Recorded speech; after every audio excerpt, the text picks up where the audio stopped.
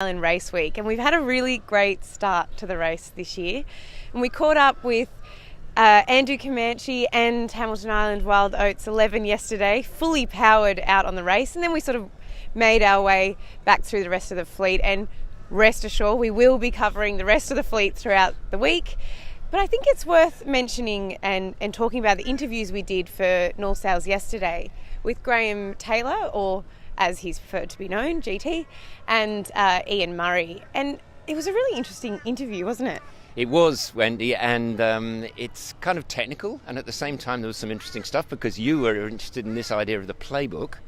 Yeah. So what interested you there? Yeah, it's just something I hadn't, I realised that they had to do various preparation, but I didn't realise exactly how detailed, And they were talking about how before the race they sit down and work out exactly what they're going to do at exactly each point and create, as they said, a playbook for the race. And then it's just a matter of ticking each thing off that playbook throughout the race. And yeah, I just found that concept quite interesting. Yeah, and it is. And I mean, most of the yachts, will be doing this. The serious guys who want to be winning will be doing the playbook.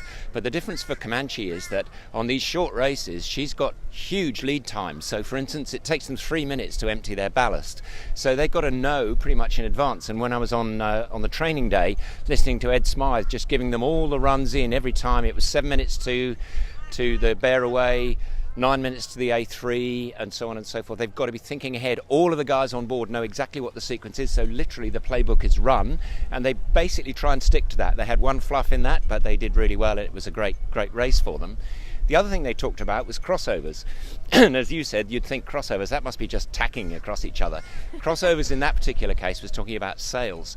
And the sails are getting lighter, but they're also getting stronger. So to illustrate one of the points which GT was talking about is that there's a lot less sails now, and they have longer crossovers. So like a J1, which is their really large jib, it'll do 9 to 17 knots. That's substantially wider range than any of those sails would have been 10 years ago, 5 years ago even, because they're lighter and stronger.